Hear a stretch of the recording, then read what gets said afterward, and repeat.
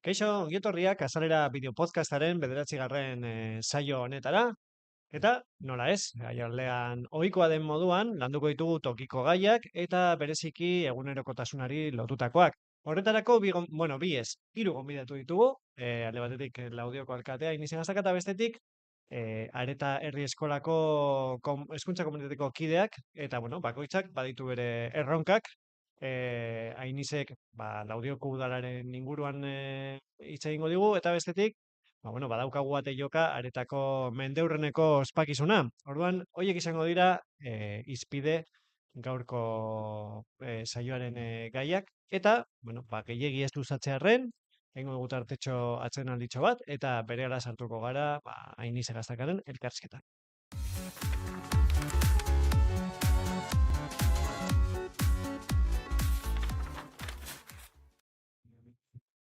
Eta esan bezala, tokiko gaiak eta tokiko erronkak lantzeko, gurekin daukagu Ainize, zer moduz? Kaixo, egunon, ondo. Ondo esan behar, ez? Beharko. Bai. Jendeak ezakiena da hemen daukagula apur bat tentsioa makal, ardura, erakunde arduragatik hemen Ahaleginduko gara, ahaleginduko gara.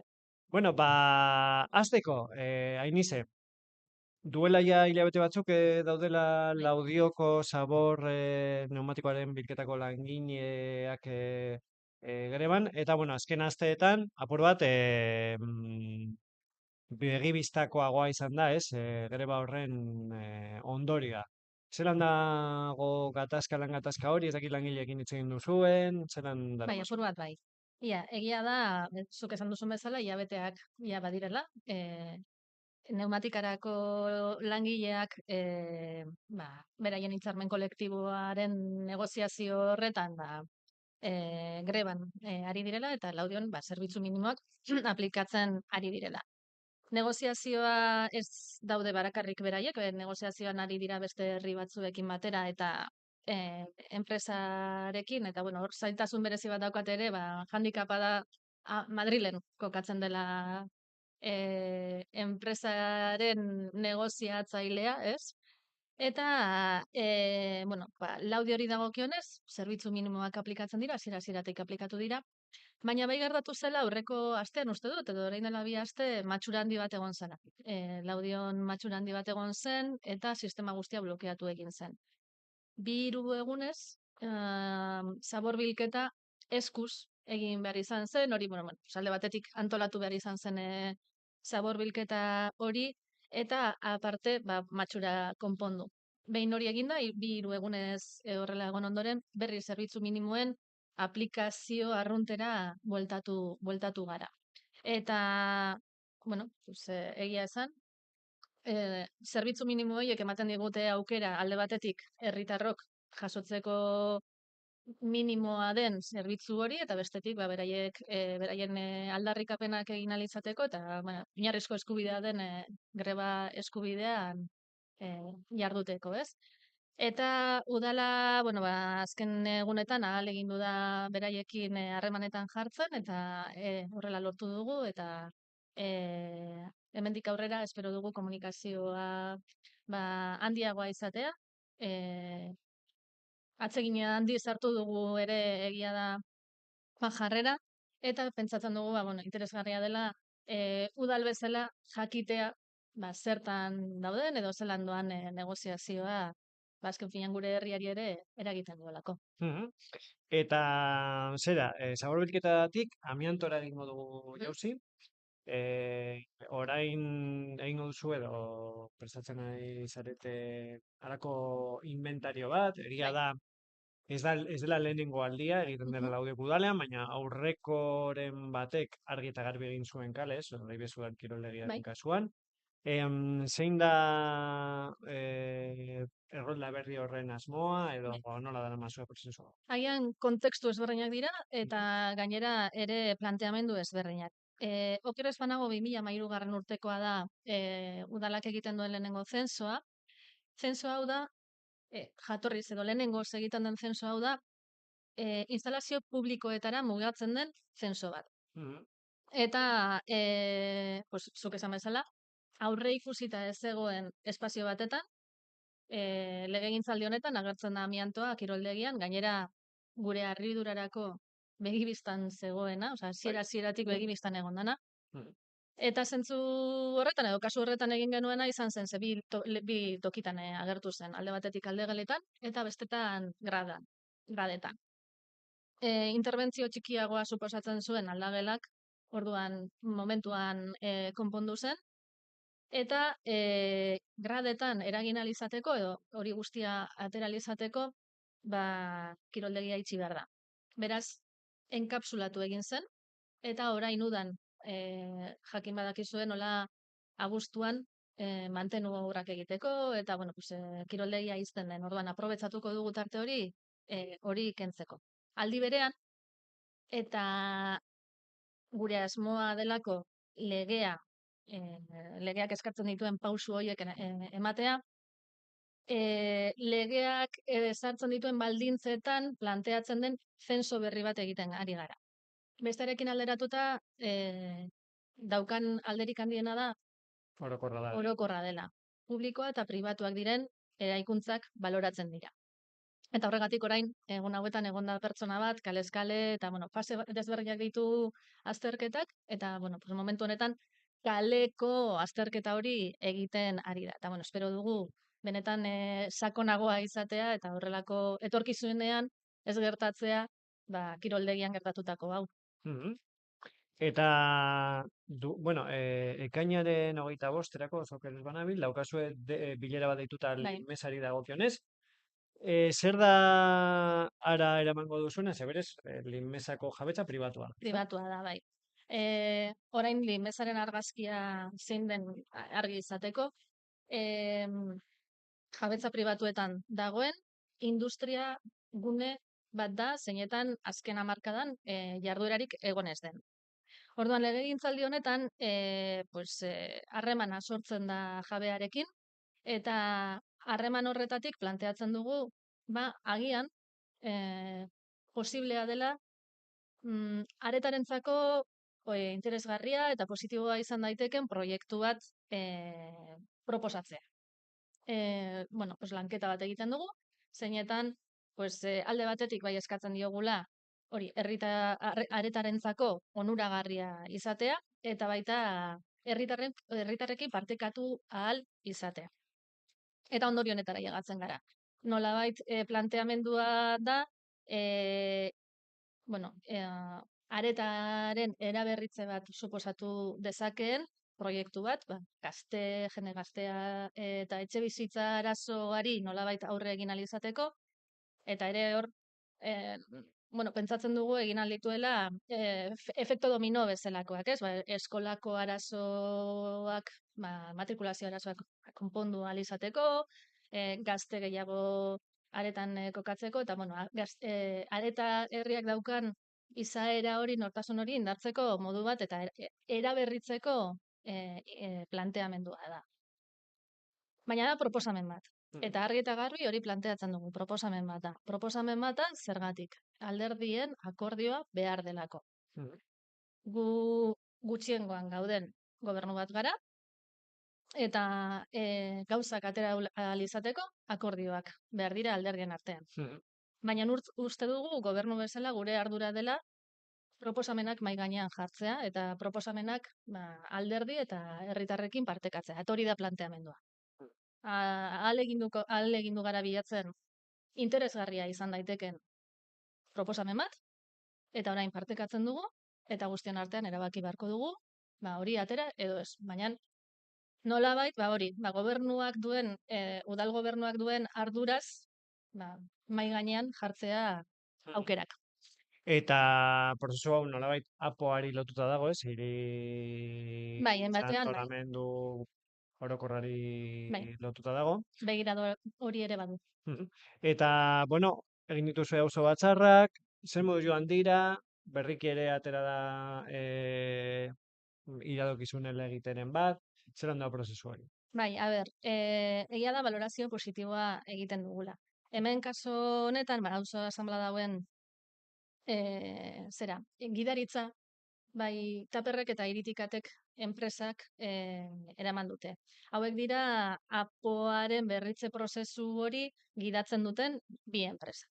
Orduan, beraientzako berria izan da, auzo asanbladak edo fase honetan auzo asanbladak planteatzerena, guk eskatutako iradokizun bat izan zen, fase honetan herriarekin partekatu ahal izateko eta apoa ulertuta dokumento potolo bat dela eta eragin handia duena, nahi genuen ahalik eta ezagutza handiena izatea herriak borradorearen inguruan.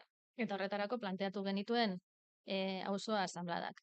Horrekin egiten den balorazioa da, beste herri batzuekin alderatuz, inoiz egon den parte hartzerik handiena, zentzu horretan, egon dela edo gerturatze handiena fase konkreto honetan. Eta zer entzun dan edo zer jaso den auzo asanblada horietan.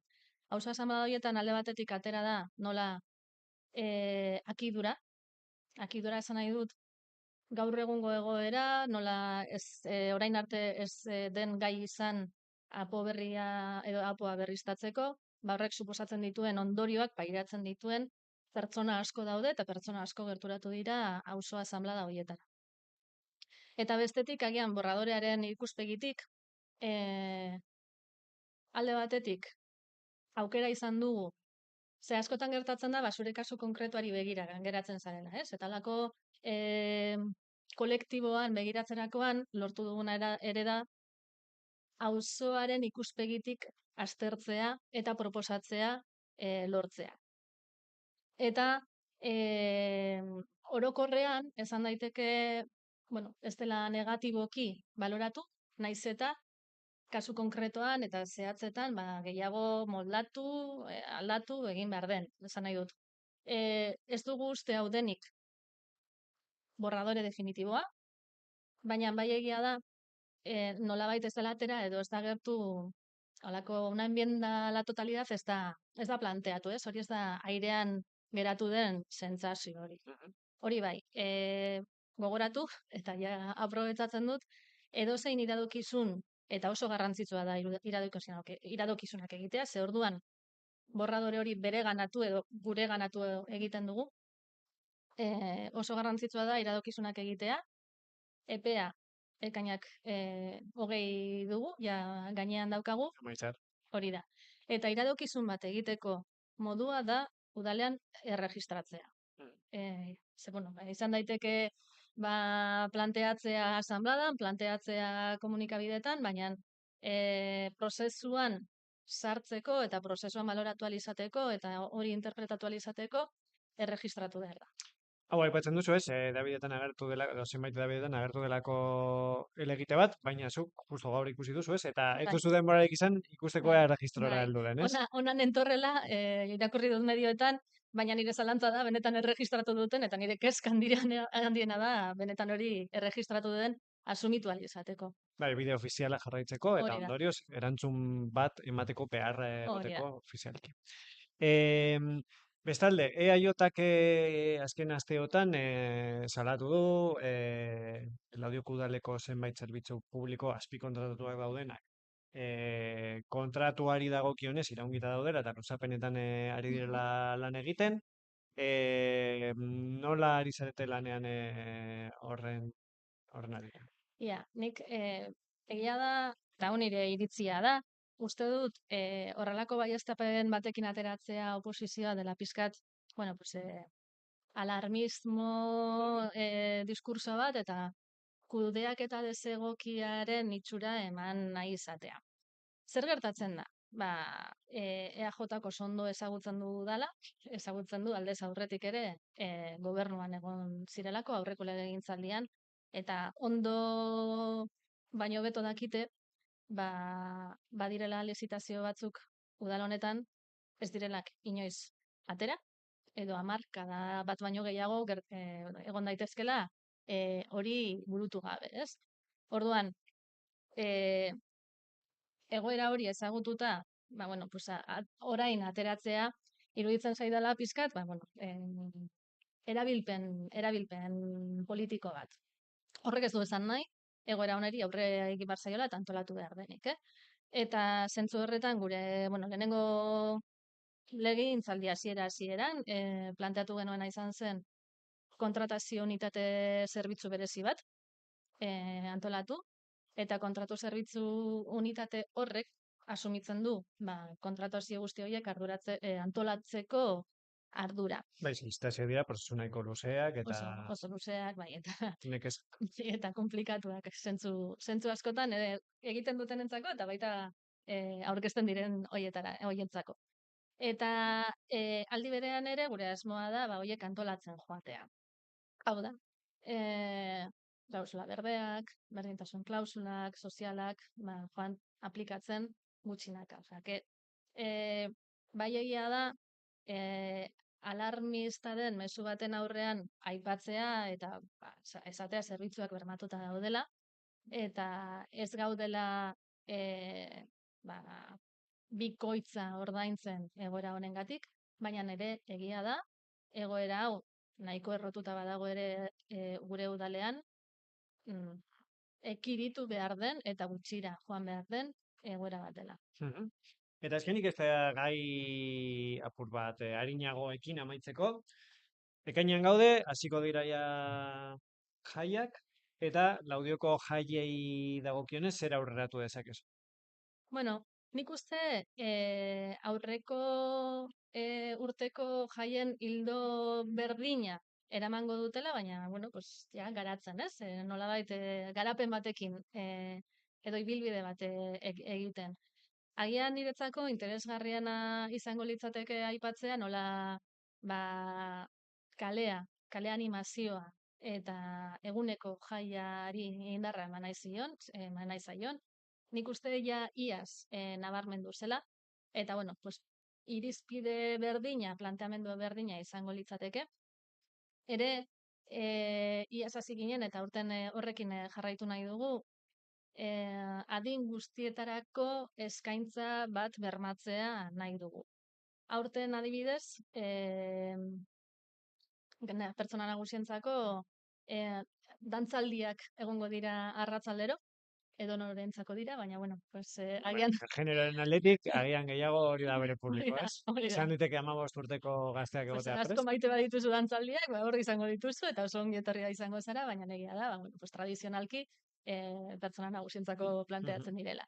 Eta adibidez ere, aur eta nerabeentzako ere, planteamendua da iaz ere egin genuen, eta hau indartu nahi dugu, egun propio bat izatea, parkean kokatzea, bertan egitera berezi bat eta propio bat izatea, beraien adinarentzako egokitua dena, eta, pizkate nolabait bermatzeko adin guztiek daukatela aukera, jaiak ospatzeko beraien gogotik, ez? Gero ere, igual bi gauza bat niri ilusio handia egiten dit, ze bada herritarrek egiten dutena herriarentzako.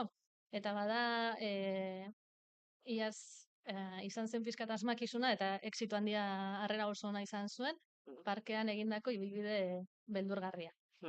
Aurten, iaz ezin izan nintzen joan, espero dut aurten joan alizatea, ze egia da ilusio hartu dudala jakitea animatu direla berriz antolatzen. Eta, ez dakit beste detaile bat esatearren, kultura ezberdinak izango ditugu gurekin eta entzunalko ditugu edo beraiekin partekatu, hasi hori ere interesgarria izan daiteke. Gertu, hain izan, mila esker, naiz eta oso sasoian zegoen gurekin elkarrizketa egiteagatik, eta ja, udan emango dizkizugu oporrak, hemen azarera guztienez, eta berriro ikasturtea azten denean, jasoko duzu gure deia. Hemen egongo naiz. Mila esker, eta orain, Laudiotik aretara ingo dugu salto, eta kasu honetan, areta herri eskolako jaia izango dugu, gai nagusi, eta 100 urte hoiei buruz hitz egiteko bi gonbidatu ditugu. Atxen olitxo bat, eta bagoaz berekin.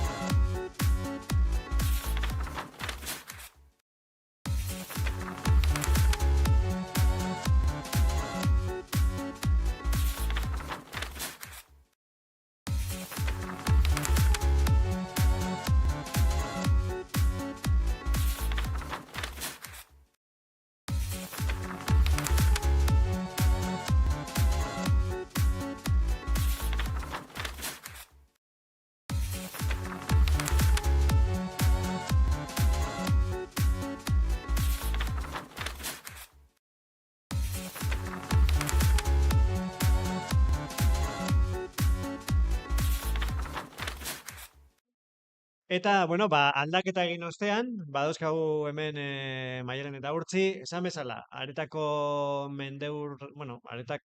herri eskolak bete du mendeurren osoa, 100 urteko ibilbide hori ospatzeko larun batean sekulako jai egitaraua prestatu dute, eta horri buruz, mintzatuko gara eurekin, besteak beste. Esan bezala, Urtzi, hain oso moduz? No, no. Ondo, bai. Bueno, lehenik eta behin, eh, ate joka dituzue ospakizun guztiak, zelan zaudete? A ber, orokorrean ondo, baina urduri. Dinotze, azkenengo momentuko kontuak, hori, eukitea euneko unean, urduri jartzen gaitu, baina ostantzean ikuste dut, Bai. ondo gogotxu, ez da? Irrikaz egun aia Bai, aitea, ailegatzeko. pasatea albe bai. Bai, bai. Bai, Bai, disfrutatzeko egiten Bai, bai, gauzak, bai, bai, baina bai, pasatzeko bai. gogoz. Ja, bai, bai. Eta, bueno, hitz egingo diguzu apur bat jaiari buruz, Bai. ekintzana pilo dauzkazue, eta egun osoko parranda izango da, Bai. apur bat aurkezten badiguzue.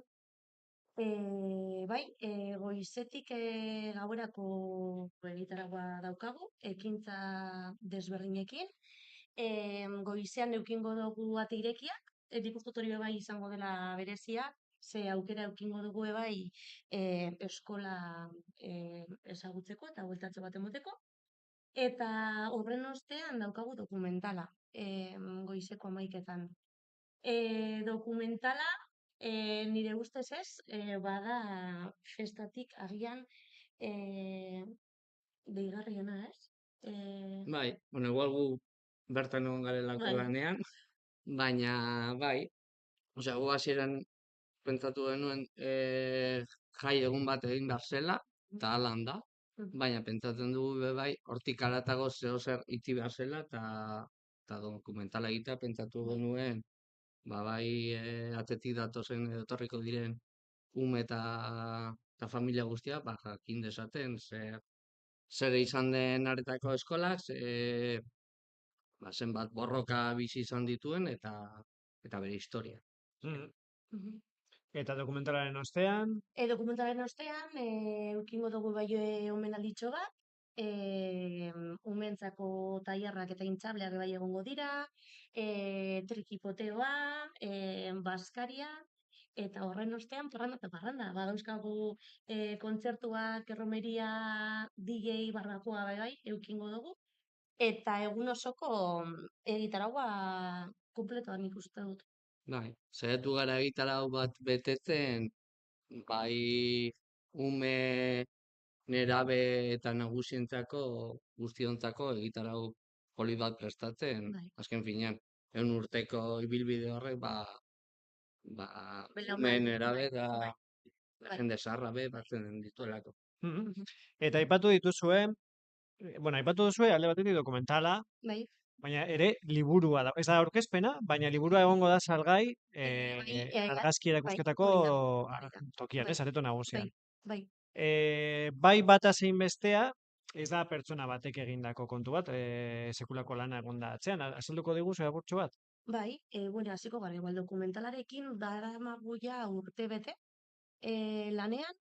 Herrian bertan bilera nahikotxo egin ditugu belaunaldi ezberdinetako pertsonekin. Esperientzia izan da oso berazgarria eta oso hunkigarria. Alde batetik jaso dugulako eskolarekin lotuta dagoen historioa, guretzat orain arte ez ezaguna izan dena, kasu batzuetan. Eta gero bai izan da oso polita, ze azkenean bileretan eta kinta bereko pertsonak elkartzeko aukera izan dutelako. Eta agian aspaldiko lagunak elkar ikusi barik eman dutela denbora pilo bat, bilera horietan eduki dute aukera hori elkartzeko. Danak oso pozik atera dira bileretatik. Material pilo bat bai jaso dugu bilera horietan, eta gero behin bilera horietan jasotako informazioa behin batuta eduki dugunean, hasi gara dokumentala prestatzen. Nahiarekin batez, lagundu digula pilo bat.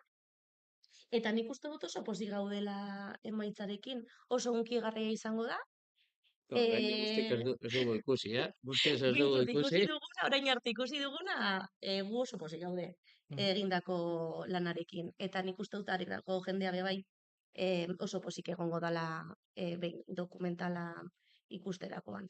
Bai. Eta liburuari dagokionez, ze plan daukazuen? Ba, Ba, liburuarekin antzerakoa, ezta? Liburuaren asuntoak gu ez daramagu, horte dago beste talde bat hori daramaten. Baina bai, Maialenek esan bezala, egin ditugun bilera horietan informazio bila, bai jaso dugula Material material ugari, bai argazkitan, eta esan dezakegu liburua bez, dugu oraindik ikusi, baina argazki pila daudela, zarrak, esain zarrak, eta nik uste dut asko gustatuko, osea, jendea oso pozik egongo dela liburu horrekin, azkenean, historia agertzen da hor, eta gure edo beraien antzineko argazkiak ikustea, danoi gustatzen zaigu ez tablakoak ikustea, eta bertan egongo dira. Printzipioz liburak 8 euro balioko du, eta egongo da salgai, aurkez banabil, ordu batak laurden gutxitik, ordu biak eta laurdenak arte, eta gero 5-tik 7 arte, ezta? Hori da. Horren nahi duenak. Bai, eskolan bertan, bai, eskolako aretoan, bai argazki erakusketa, eta hori aukera eukingo dute liburua eskuratzeko. Merchandising-arekin batera, uste dut. Bertan egongo da merchandising-a egun horretan. Osea, tradituzu ere kamisetak eta bar. Bai, merchandising-a egongo da Zamak, material ugari. saltzeko. Oso ondo. Bai, ez naiz konturatu, pentsatzen nuen Urduñakoa zela, ez? Baina ez da, aretakoa. Aipatu duzue, guk egin du dokumentala, beste batzuek liburua, auzolana izan da apur bat horregatik ere urtebeteko ibilbide ahul nolabait egun bakarreko ospakizuna izateko. Baina, bueno, zenbat jende batu zarete guztira, bai, dokumentala egiteko, liburua egiteko, batzordeak banatzeko ardurak, txandak egiteko, zenbat jende implikatu duzue aretan? 100 pertsona inguru, nik uste dut, bai. Bloke gogorren. 15 pertsona gaude. 15 pertsona lan egongo gara, baina bai, 100 pertsona inguru implikatu du. Bai, hasieran bilera bat deitu genuen areta osoari. Ikusten genuelako, egun urteko historia hori, jai hori prestatzea. Ez zela, hige taldearen ardura bakarra. Bai. Eta bilera horretan, jende nahiko apuntatu zen, taldekak banatu ditugu lanak, eta gero talde bakoitza, jende gehiago implikatu du, bere taldeko lan horretarako, eta azkenean, gero egunean bertan egingo den jaiarako belaguntza, turno, eta gehiagorik, lan gehiago egiteko, 100 pertsona inguru uste dugu bilduko dugula. Eta berez, areta, bueno, azkenen urteetan, aldatu diozue izena, Fabian Agurburutik pasa da Aretarri Eskola izendapena izatera, eta uste dut, apur bat horren muinean dagoena izan zela, bueno, 2 urteko gelaren itxiera bat egon zela hor mehatxu giza gora pare bat ikasturte, eta agian horrek eman zion dimentsioa eskolari eta garrantzia eskolari eta horri esker motibatu zineten hau guztia egiteko? Nik uste dut, arriskua momentu horretan bai ikusi zela, eskolak berez eduki dau garrantzia beti, baina momentu horretan dana kolokan jarri izan, eta nik uste dut hor kontzientzia piztu zala herrian bertan eta inguruko beste herrietan ere, eta behin burruka hori irabazita, Euskal Eskola Publikoaren alde borrokan jarraitzeko eta lanean jarraitzeko gogoa eman digu. Eta nik uste dut bultzada horrekin bai, sartu garela buru belarri 100 urteko urte hurren honetara. Eta zer ematen dio Aretarri Eskolak? Nik uste dut hor Aretarri Eskolak aretari ematen diola, eta baita aretak areta herri eskolari. Osea, bien arteko laguntza hori dago, edo, osea, ez dugu lertzen areta bat, areta herri eskola gabe. Osea, gaur egun ezagutzen dugun areta izaera edo hori areta herri eskolatik bai, dator. Eta alderantziz be bai. Osea, areta herri eskolak asko hartzen du aretak daukan izaera horretatik. Orduan nik uste bion arteko Bai, elkarbizitza badala. bai. Sinergia Bai, puntua nik uste dagoela. baietz, Mhm. bai. Eta zuek biak izan zarete ikasleak edo? Bai, gure kasuan gainera, biok familian laugarren belaunaldia gara. Urtziren aitit eta bai nire aitite eskolan ikasi zuten, gero Hirugarrenak eta gure amek gure be bai, semea, da. gero gu be bai, gure nahi arrebekin, eta orain daude gure semeak. Mhm. Eta zuentzat zer esan nahi du areta herri eskolak zuen buruentzat, zuen bizipenentzat, ez dakit zer etortzen zaizuen A ber, nik burura. uste dut orokorrean harro sentitzen garela gure eskolaz, gure eskolak berez, eskolak berak ematen duen guztiaz harro gaudela. Eta gure eskola garaiarik nik behintzat oso zoriontsu izan naz. Eta hori bizita nahi izan dugu be bai gure semeak be bai bertan egotea, ez? Eta eskola barrutik bizitzea.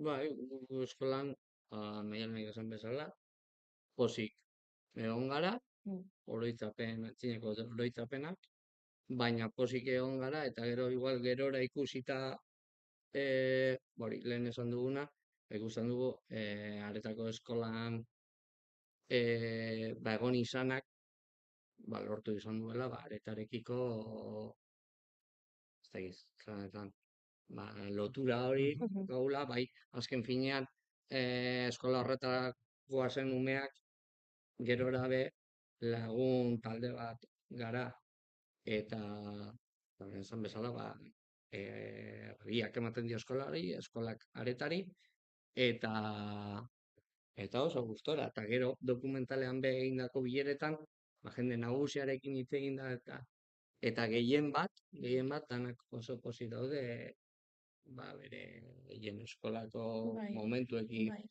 nahiz eta denetari pasatu da, Franco garaiak eta borroka asko be izan dira dokumentalean ikusiko ditugunak, baina bai, gehienak zoriontsuak izan direla diote. Azkenean, ez? Uste dugu zoriontsu izatea dela gauzari garrantzitsuenetariko bat. Bai, are gehiago haurtzaroan. Aipatu dituzu ere borrokak, ez? Borroka anitzetara egon dela lotuta eskola, zuen kasuan 2 urteko gelaren itxiera, baina hori baino lehen, ez? Arkeologia lan hori egiterakoan, esan duzu, hemen badago, ez? Nolabaiteko borroken kartografia luze bat, ez dakit batzuk aipatu aldituzuen edo dokumentalerako utzi nahi dituzuen. Bueno, nik uste dute sorpresa batzuk itxiko ditugula, baina bai aipatzekoa da aretako familiek egindako borroka euskararen alde. Nik uste dut aipatu behar. Bai. Ni behintzat zeo zer baneukan entzun da, baina bai dokumentalari bileretan izan ditugun informazio horri esker, hor badago mamitzu asko. Eta euskararen alde oso borroka gogorra egin zen, eta, hortik aparte, borroka gehiago egin direnak, eta animatzen zaituztegu dokumentala ikustera. Bukatzeko, animatuko duzu jendea, ez bakarrik dokumentala ikustera joateko, baizik eta jaian parte hartzeko. Ez dakite Paskarirako tiketak erosi behar direnan, edo ja saldu dituzuen? Ez, tiketak 2 egunetan, 2 egun jarri genituen salmenta. Eta 5 minututan agortu ziren. Agortu zen. Bekeko jaialdi bat izango nire, ez? Bai, beteko genuke be, bai. Orduan, ez dakit, animatu nahi baduzu jendea, jaretakoa izan, aretako ez izan, zuen tartea da apur bat, publi apur bat egiteko. Ba bai, aukera izan ezkero, ba, gure plana ezin hobea da, 100 urte hain erraz ez dira betetzen, orduan horrek ere bai badauka garrantzi handia, eta nik uste dut hori orokorrean danok ospatu beharreko kontu bat dala. Mhm. Eta gero, ba hori egitaraua oso polita dugula, eta jabea da, hori da, osea, primeran pasatuko dugu. Orduan, ba bai, animatu daitezela etortzen.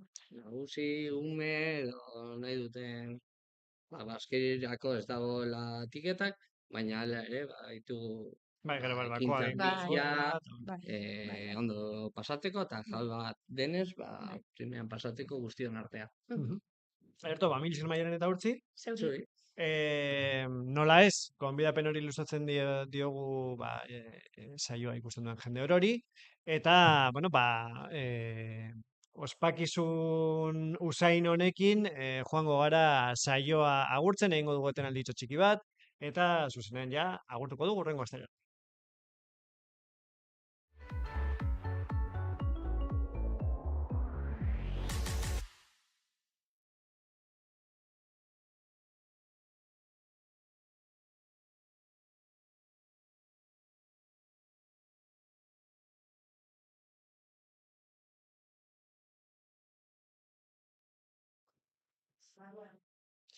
Eta esan bezala, gaurko saioan, bueno, Laudio eta Areta izan ditugu fokoaren azpian, eta hurrengo astean izango ditugu, bueno, gai nahikotxo batzuk ja zigara jorratzen, eta bitartean, ze badakizue, hurrengo astean berriro ere ordu batetan egongo gara hemen emititzen, udasi baino lehen egingo dugun azkenengo saioa izango da.